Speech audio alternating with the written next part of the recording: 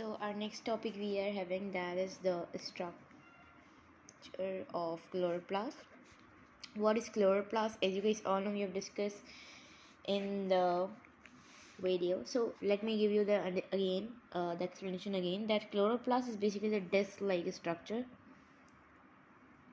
Okay, and the chloroplast consists of envelope, stroma, and thylakoid. First of all, let's talk about the envelope. Each chloroplast is basically bounded with a smooth double membrane layer or membrane. This we are calling as an envelope.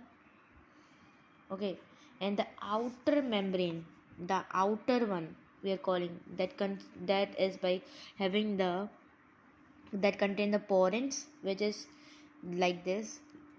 Okay, and this are basically permeable to small molecules, means that it allow the molecules to move inside and move outside. Okay, and if you talk about the inner membrane, the inner one membrane, so this inner membrane is semi permeable, which means that allow very less particle to move inside and the outside.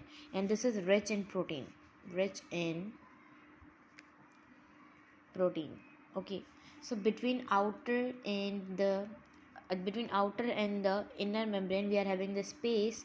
This space we are calling as the intermembrane space. I'm giving you the overview because we've discussed this in very detail in the previous videos. Okay. And if we talk about this mass, this fluid, if we talk about in the chloroplast, that is called the stroma. And stroma is basically colorless and rich in protein. Okay, mitochondria also contain a small circular DNA, and as well as the ribosome and these all and various enzyme. Okay, so stroma contain a system of chlorophyll which is double membrane bounded and sac-like structure called the thylakoid. In this chloroplast we are having the thylakoid like this. This is the double membrane bounded sac-like structure. Okay, and we are calling this as a thylakoid. We are having two type of thylakoid. One is smaller and second is the larger one. If we talk about the smaller thylakoid, so smaller thylakoid are basically disc-like structure like this. Okay, they are disc-like structure. Okay, and they are basically placed as a coin. As you guys all know, this is stock of coin they are placed. And if you talk about each smaller thylakoid is basically called the granum. This is a grana and your grana. This all is thylakoid. And if you talk about the each